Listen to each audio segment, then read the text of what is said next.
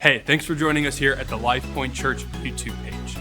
Really quick, before the message, 3 things that you can do. Number 1, subscribe. We want you to be the first to know when we're dropping new messages. Number 2, interact. Hop in the comments and chat with us. We want to do this thing with you. And number 3, share this message with someone you care about. And never forget, God loves you and He has a plan for you. Now enjoy the message.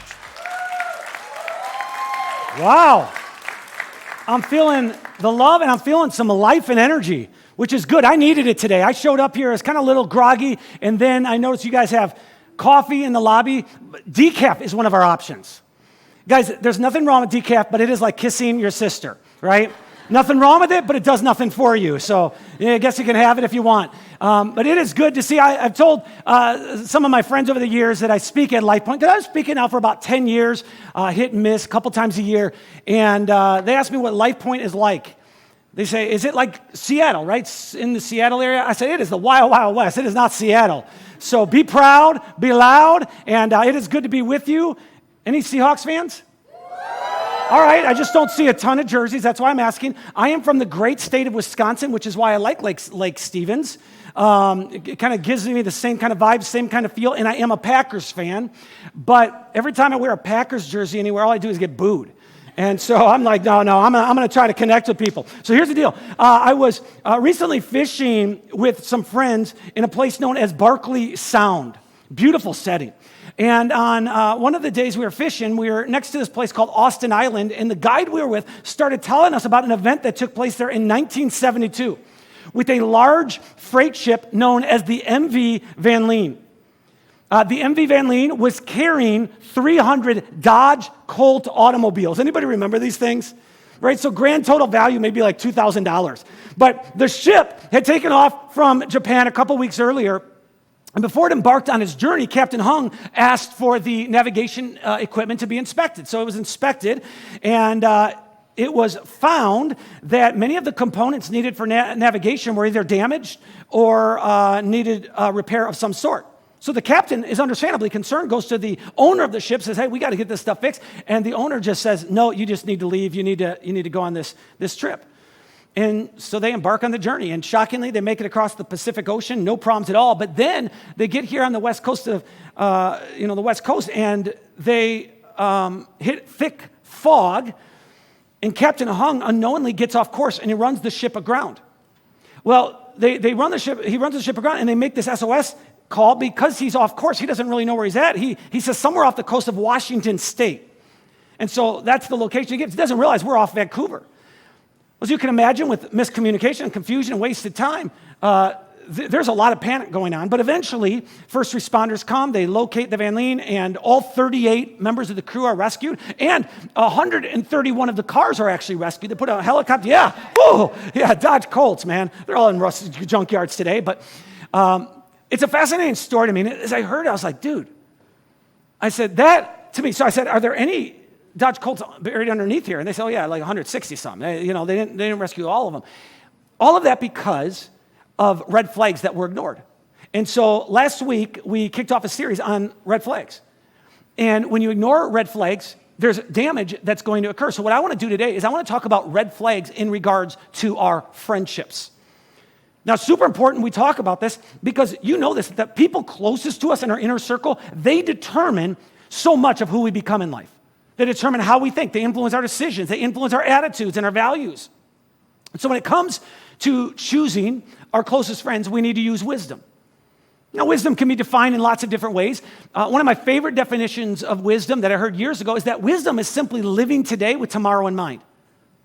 It's saying I'm making decisions now, but I'm understanding that that decision will somehow affect my future. Like, none of my decisions are truly isolated from one another, right? How I handle finances today will impact my financial life in the future. How I approach education today will impact my life in the future. And we could say this about every area, but it seems to have a disproportionate amount of influence when it comes to friendships. That we become, when we surround ourselves with people, we adopt their worldviews and their way of thinking. And it feels a little odd that I'm talking to adults about this, right? I know some of you are teenagers or kids, but for the most part, I'm talking to adults about this because it seems like something our mama would have said when we were like 7 years old. Choose your friends wisely. But here's the reality, is that in our adolescent years, it is our parents that probably shape us more than anything else. Right? The older we get, the more that it's adults. And it feels odd, too, that we're talking about this, because in our culture, when we talk about like who we allow into our life, and specifically when we're talking about relationships at any level, we're thinking romantic relationships. Right? This is where the tabloids come out. This is magazine articles. And when you think about Hulu and Netflix and the movies that are out there and the songs that come out, I mean, there is so much about romantic relationships. Who likes who? Who's dating who? Who's sleeping with who? There's very little written about friendships. But yet, when we're kids, our parents are influencing us, and the older we get, it is our friends that influence us. Andy Stanley, who's a pastor in Atlanta, Georgia area, he puts it this way. He says, our friends determine the direction and quality of our life. They determine who we're becoming. They determine where we're going. So we need to choose our friends wisely. Sociologists, they estimate that the average person has anywhere between 500 and 2,500 social interactions every single year. Introverts are going to be at the low end of the scale. Extroverts on the high end of the scale. Right? The extroverts, the Walmart greeters, those of you who come from Italian families, got to love, hug, and kiss everybody. Right up there. But on the other side of the scale are, those of you who never leave your house, you DoorDash for every meal. The only reason you're a part of LifePoint Church is because you can watch online. So hello and welcome, right? But generally speaking, we all have lots of friendships to manage. So it'd be wise for us every so often, we don't have to do this every day, but every so often, we should just pause and evaluate our friendships. Because it's possible that someone at the bottom of the list needs to be moved on up. Like I need to spend more time with them, and someone at the top probably needs to be moved down. King Solomon of Israel 3,000 years ago writes this. He puts it this way. He says, he who walks with the wise will become wise, but the companion of fools suffers harm. The implication of what King Solomon writes is if you walk with and surround yourself with wise people, people who are making decisions today with tomorrow in mind, it's very likely that's how you'll start to make decisions. As their life goes, your life goes. You'll just make better decisions with very little intention, very little effort. You'll just naturally begin to think the way they think. But then he says, the companion of fools suffers harm. This is interesting. He doesn't say the companion of fools becomes a fool. He says, the companion of fools, if you're hanging out with fools, you don't have to wait years for your life to become a fool. You're going to suffer consequences pretty quickly because as their life goes bad, your life goes bad. You'll experience the shrapnel of their decisions. When you think about the fools that we have in our life, some of the things they've done, like that impacts us. And we know this intuitively if we really stop and think about it, that our decisions impact other people. I recently bought a house, and I have a workshop out back, and it's got these high bay lights, these old school lights that you turn them on, they buzz, they barely have any light at all. And so I decided I'm going to replace all of them. Now, I'm not an electrician. I've never done this before, so thank God for YouTube, right? Went to YouTube, figured out how to take out these lights. They were all wired in to wires from the light, but I wanted to wire in an outlet.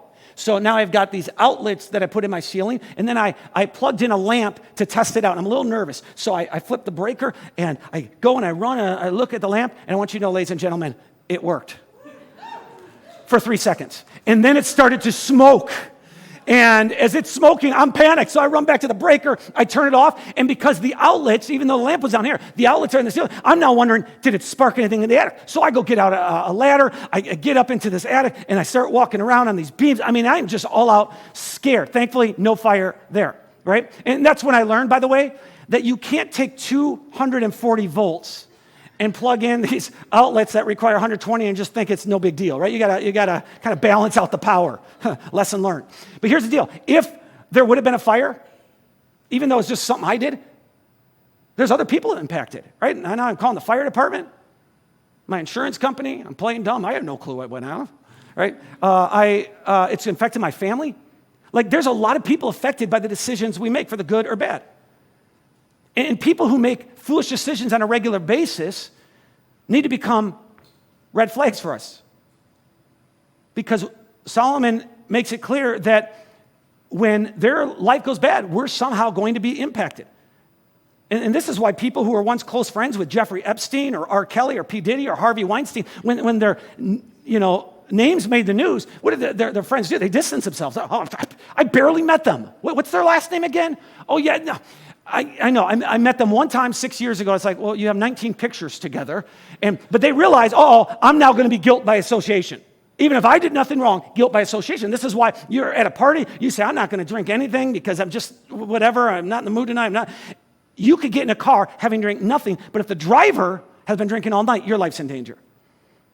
King Solomon puts it this way. He says, the righteous choose their friends carefully. Now, a righteous person is a person of character. King Solomon says a person of character is selective in who they hang out with. They choose their friends wisely. And for clarity, he's not talking about everybody we could call a friend, right? Our neighbor, our coworker, an acquaintance that we know, someone we have to interact with on a daily basis.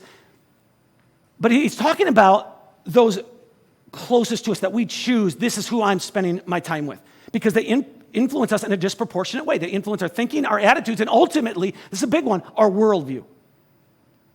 All types of studies have been done on the people we spend the most time with, and the studies indicate that as much as 95% of our life is shaped by the people we spend the most time with.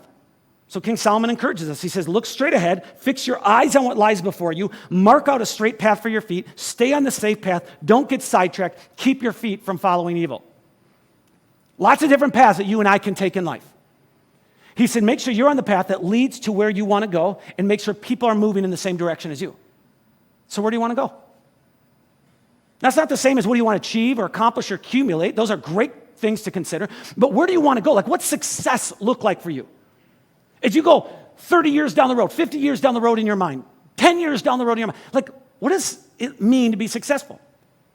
I adopted a definition of success years ago that I have literally kept in front of me ever since I heard it, and that is, I want for the people who know me best to be the ones who love and respect me the most.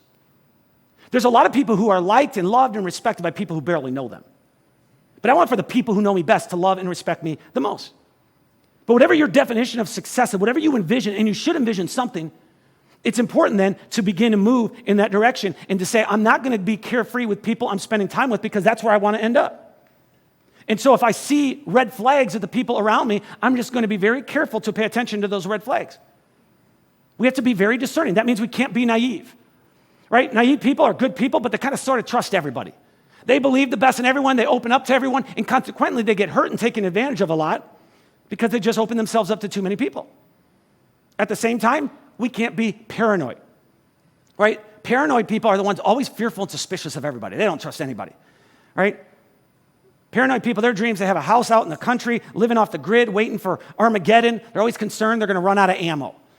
Hello to our friends in Eastern Washington, right? But here's the deal. We don't want to be naive. We don't want to be paranoid. We do want to be discerning. We want to look for red flags. And discerning people are selective in who they hang out with. They have no problem treating different people differently based on different factors. Now, just so I'm not misunderstood, I want to be super clear about this. Everybody is created equal in God's sight. Everybody has equal value. Everybody has equal worth. But not everybody is equally safe. Not everybody is equally wise. Not everybody is equally helpful. Not everybody is equally different, equally life-giving. And so discerning people treat different people differently. And if that stresses you out because I don't like to treat people differently and I think everybody should be treated the same and I need to approach everybody the same, let me tell you, you don't have to stress out about it because you don't really have to decide for yourself. People actually get to determine how we treat them based on how they behave. So about a year and a half ago, I was still living in Wisconsin because I've only been in Redmond, Washington for the last year, pastoring Timberlake. But year and a half, maybe almost 2 years ago now, a guy that I considered a really good friend, had over to my house many times, started just causing dissension among the staff that I was leading. They'd meet with the staff and they'd try to stir up discontent. This is someone who's part of the church. I was like, what is going on? And they started saying some things to me that were odd. I'm like, dude, I thought we were friends. And then even after I moved to Redmond a year ago, they sent me this really passive-aggressive email blasting my leadership, telling me things that they disagreed with. I'm like, hey, dude, I disagree with half the things I decide, right? Yeah, that's called maturity. You just get older and you're like, I shouldn't have done that. I should have done this differently. And so I just messaged him and said, hey, why don't you just call me? Let's talk about this. Never called me. And so I've had to learn to let it go. Now, I did change their name in my phone to Keyboard Warrior, but other than that, I pretty much let it go, right? But I'm just like, dude, I'm going to be very careful. And here's what happens. I tell you that story because all of us have had friends like that where we're just like, I thought we were friends. This person betrayed me. This person gossiped about me. This person went out and did this to me. And then what happens is we're very guarded and almost want to let nobody into our life. That's not healthy either. And I don't know why my voice just went, but it did, right? Discerning people treat different people differently. And throughout the book of Proverbs, Solomon writes about different people. Henry Cloud actually wrote a book on these people, and just very, very insightful stuff. And when Solomon writes about wise people, what he alludes to over and over in his writings is that we need to spend lots of time with people who are wise. These are the people that we need to be proactive about surrounding ourselves with. Right? People who are wise are people who are able to identify healthy patterns in other people's lives and then live accordingly. So if you're like, well, how do I know if someone's wise? Look at their life. And if they're people who are able to identify the patterns that lead to a healthy marriage and they go in that direction, and they're people who identify healthy patterns and that lead to good financial security and they're moving in that direction, right? They're people that when you look at their life, they're always trying to study, learn, and they're moving in the direction that they feel will lead to the life that they want. Those are the wise people we want to surround ourselves with. Now, it doesn't mean that they're knowledgeable in every area of life. Or you can be very wise and not knowledgeable in a lot of areas of life. You're just wise enough to know you're not knowledgeable, so you're going to surround yourselves with people who are. You say, man, I studied their life, and I want to end up where they're ending up. King Solomon explains it this way. He says, instruct the wise, and they will be even wiser. Teach the righteous, and they will learn even more. So a wise person, always wanting to grow. These are people who don't run from reality. They embrace reality. So guys, if you notice your wife is crying a lot, and she's been mysteriously quiet, she spends a couple hours every week cleaning her gun, looking at you from different angles. Come on, things aren't going well, right? Wise person embraces reality. They're marked by words like humble and teachable and responsible. They're always looking to learn and grow and understand. These are the people we need to seek out. These are the people we need to surround ourselves with and say, I want to walk alongside them. Another group of people that Solomon writes about is foolish people. When it comes to foolish people, he's very clear we need to limit our time with those who are fools. It's not that we never spend time with a foolish person, we limit our time. And I know the word fool sounds very harsh. It's like, dude, I don't want to consider anybody a fool. It seems so judgmental. Having good judgment and being judgmental are two different things. Being judgmental is just talking about them like they're idiots all the time. Being judgmental is elevating myself above them. But using good judgment is saying, I know where I want to go, and I just want to surround myself, for the most part, with the majority of my time with people moving in that direction. So a fool is someone who knows the difference between right and wrong but doesn't care. A fool is someone who doesn't think much about where they want to go in life. And so Solomon warns us that if we're a companion of fools, we suffer harm. Now, a fool isn't an idiot at the core level, right? They don't lack intellect, but they do lack humility. Solomon puts it this way. He said, fools despise wisdom and discipline. When you're dealing with a fool, all they want to do is argue. If you're on social media, there's a lot of fools on social media. Right? All they want to do is argue. When someone's foolish, you can't teach them anything. They already know everything. They don't want wisdom. They don't like discipline. They don't like order. They don't like responsibility. They don't like habits. They're always looking for some sort of shortcut. And the primary way that foolish people learn is through painful consequences that they have to experience on their own.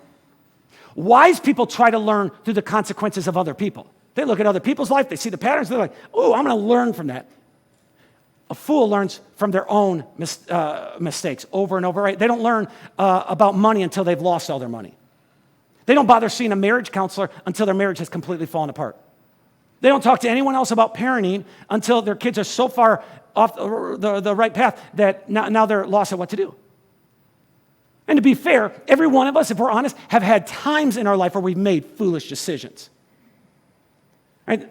So back in 2022, when I'm living in Wisconsin, my daughter Alyssa, 22 years old, not living with us, she calls me.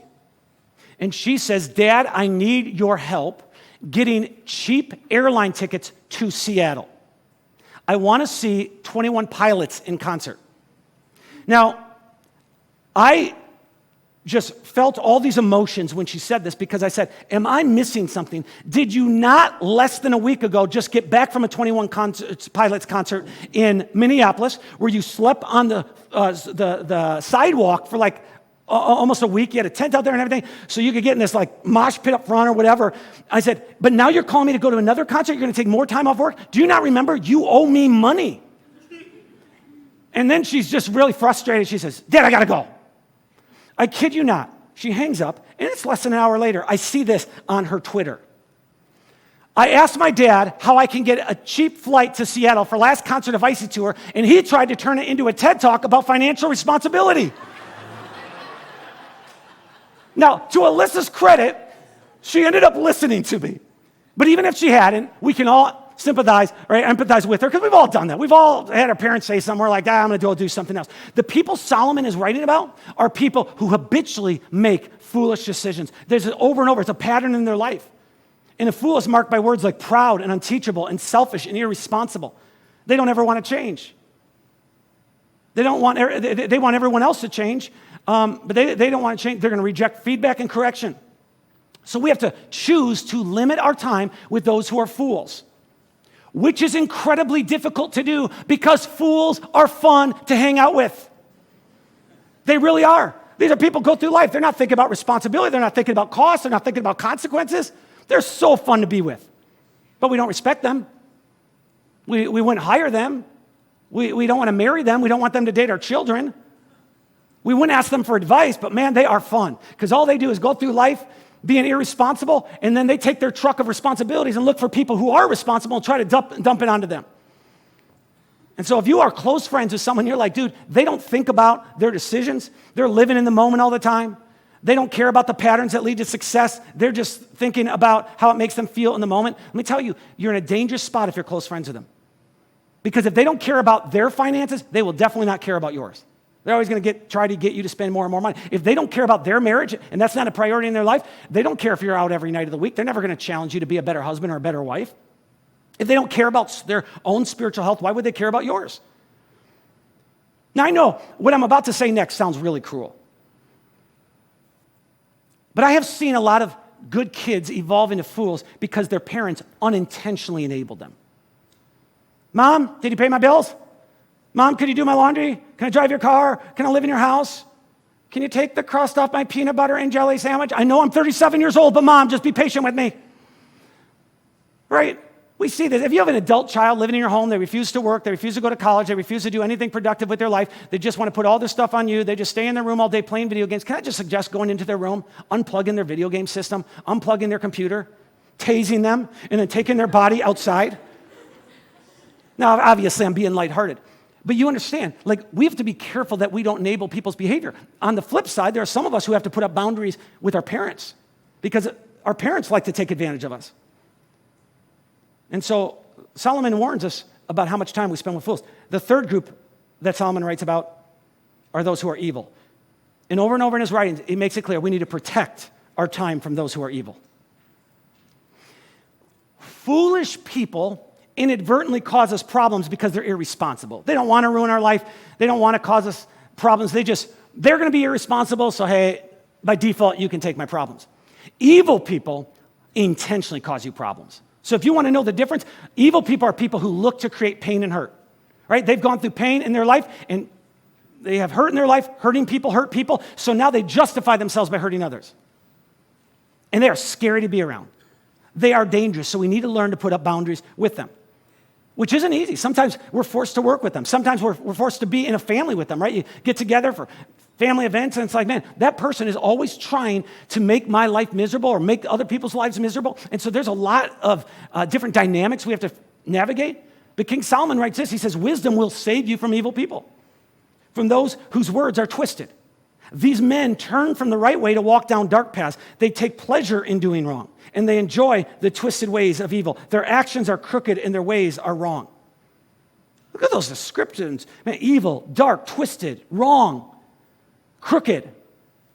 Sounds like Raiders fans, right? Sounds like 49er fans. How did they get in here, right? But here's the deal. It is common, and this is why it's important, especially if you love Jesus, you follow Jesus, you're trying to love everybody. It's very common for someone to approach an evil person with a hero mentality. Oh, the reason I'm close to this person, I'm trying to save them, trying to rescue them, I'm trying to redirect them on the right path. You'll see this in romantic relationships. A woman will start to date a guy who is obviously drowning in evil, and her mentality is, well, I can rescue him. No, you can't, because he doesn't want a lifeguard. He doesn't want to be rescued. An evil person is marked by words like dangerous and entitled and threatening and bitter and selfish and hurtful. And the only kind of relationship that you and I need with someone who wants to ruin lives, an evil person, is a professional relationship. You're going to have to talk to my attorney. I'm not having a conversation. If we are going to have a conversation, we're going to do it with the therapist in the room. That's just bottom line. Now, don't mishear me. I am not saying evil people are beyond help. I'm saying they're beyond our help.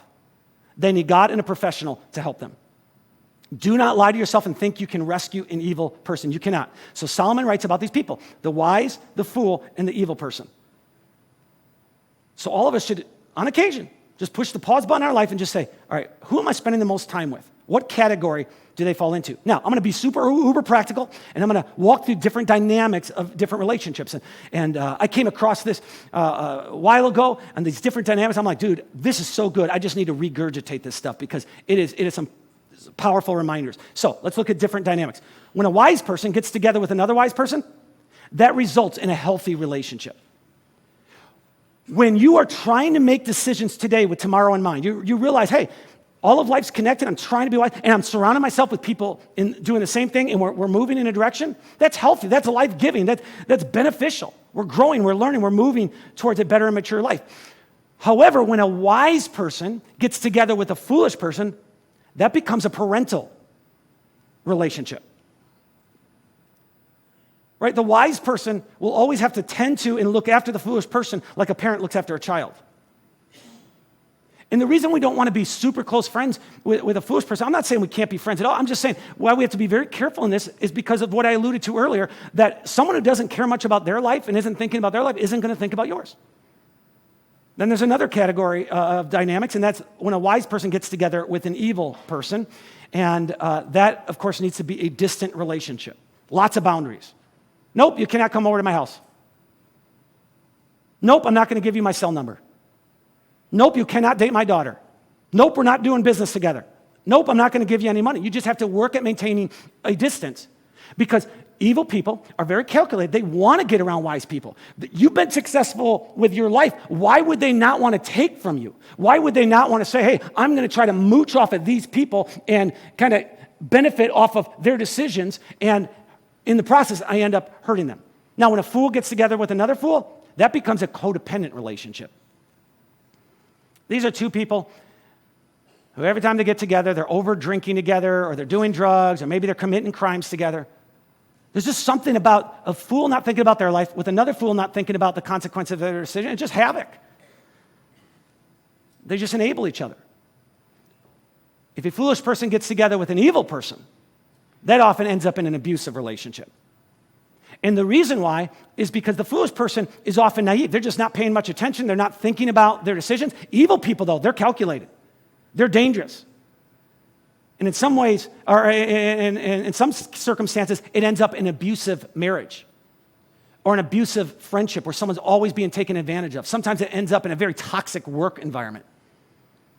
And then the final category is when an evil person gets together with an evil person. This is two people who are just out to hurt others. Right? This is Bonnie and Clyde. This is two business partners who are just ruthless. This is a married couple that's just harmful to the people they get around. We have to pay attention to red flags. We do our best to love everybody. We do our best to have our arms wide open to people and say, man, God accepts all of us, but we have to put up boundaries with certain people. There's wise people, foolish people, and evil people. And so all I'm going to ask you to do is take inventory of the people in your life, and then if you see somebody at the bottom that you're like, dear God, when I look at their life, that's what I want to be. That's who I want. That's the life I want. Start hanging out with them more. Be intentional. And then if there's someone at the top of the list that you're like, I need to limit my time around them, do it. And if that stresses you out, just trust me. You don't have to go to them and say, I have discovered you are a fool, and I am no longer spending time with you. But that's not what we're talking about. What do? You just intentionally start filling up your calendar a little bit more. Or, hey, if we're going to go there, I got to know so-and-so's not going to be there. Or, hey, I can go do that for 2 hours, but I have a hard stop. Right? We can hang out with people, but just limit our time around them. King Solomon writes, as iron sharpens iron, so a friend sharpens a friend. I want to be with people who sharpen me. But this doesn't mean that all of my friends have to share my faith, but I certainly want my closest friends to not be people who work against my faith or mock me because of my faith.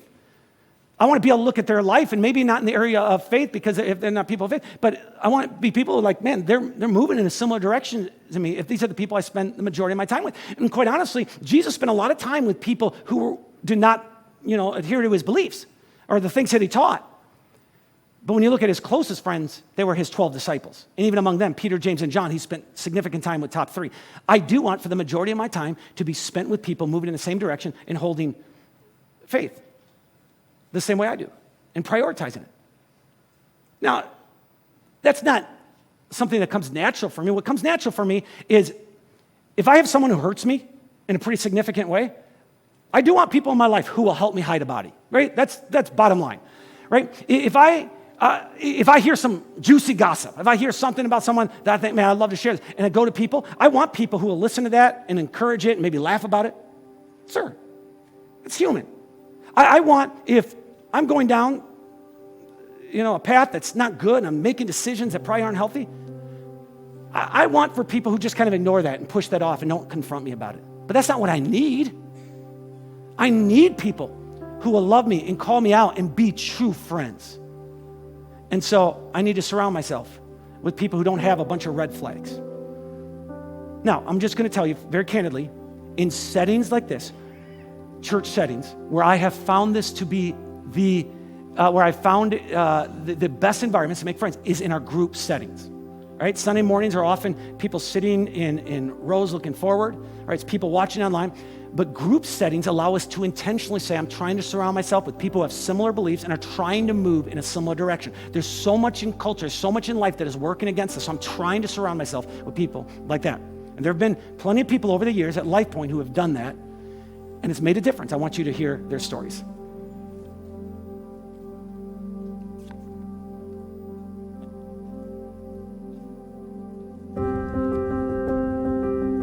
Hi, my name is Alicia. I meet with a LifePoint group in someone's home. I had a longing for a deep connection. And with small groups, I've been able to find connection and relationships for my children, my husband, and myself. And so for me, having people that are a reflection, they're a mirror back to yourself. It's like your spouse, but in a different way. Having brothers who I can sit down with and talk with, they challenge me. I'm able to challenge them. It's been tremendous in making sure that my feet are firmly planted. There's something about coming together with different people and hearing their stories and hearing all the things that they're going through. And it reminds you that you're not alone. It reminds you that you have other people who are in your corner. I was going to go there and I thought, am I really going to do this? Walk up to this house and knock, what's going to happen? And I got there and knocked on the door and they welcomed me in, and it was amazing. What I found there far exceeded what I could have ever expected. Group definitely has helped us to grow our faith, being part of a group of people who we know we can count on and we feel the support, the love. Being in a small group, it's been the best avenue I've seen that takes people from being just believers of Jesus, where it's like, woohoo, I've got my fire insurance policy, to being true followers of Jesus. Very early on, this gentleman, he was getting baptized, and I said, I've been thinking about getting baptized.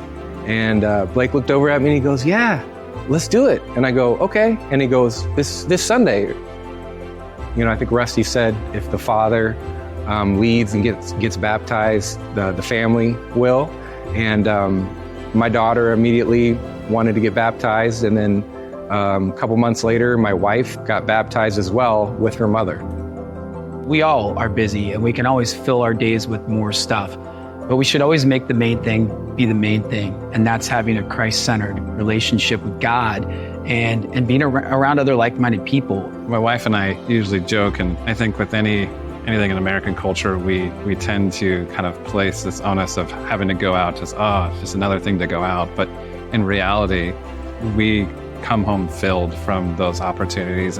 My kids are seeing adults come together and circle up and talk about Jesus, talk about the Bible. Not only are they seeing their parents grow deeper with their walk with the Lord, but they're also getting an opportunity to build relationships as well and to see what it really looks like to live out the faith. Honestly, the small group has been like one of the greatest blessings in my life. I found a group of people that, I felt comfortable with and she felt comfortable with. A level of security that wasn't there before, a foundation together. I've been able to have people see me for me and still accept me and love me.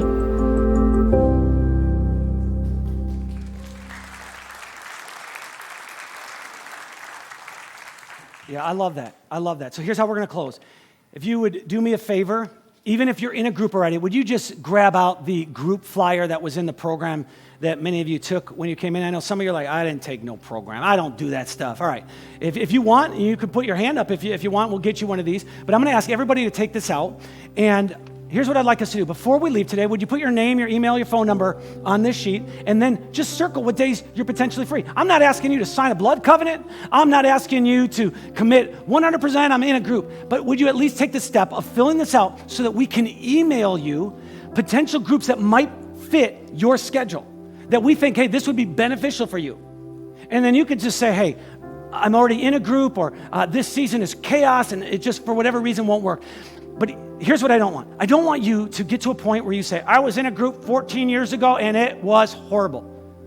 Because the church I pastored prior to Timberlake, I was at for 15 years. I must have been in 20 different groups. And there were a lot of those groups I'm like, these are good people. There's not a connection that's being made in the way that I'm hoping. And dear God, I'm pastoring these people. It's hard for me to connect to them, right? For whatever reason. But then I'd get into a group where I'm like, dude, this is the people I'm spending the most time with, and I was being able to develop friendships. Don't let a bad experience keep you from signing up again. All right? So here's what I'm asking. Put your name, your email, your information, circle the days at work. On your way out, place this sheet in a bucket. All right? Can we do this? Yeah. All right, dude, I'm hoping for some more feedback here. Can we do this? Guys, we're going to be people who make great decisions when it comes to our friends. Let's pray. Heavenly Father, I thank you for the people of LifePoint Church. I pray every one of us in our own individual circumstances, our own individual scenarios, that you would give us the eyes to be able to identify who are the people we need to surround ourselves with, who are the people that we need to be pursuing friendships with because they're wise, they're making decisions today with tomorrow in mind. And at the same time, help us to identify those maybe we need to cut back and spend less time with. Lord, we're asking for your help in doing this. May relationships and friendships continue to be built at LifePoint Church for your kingdom and your glory. In Jesus' name, amen.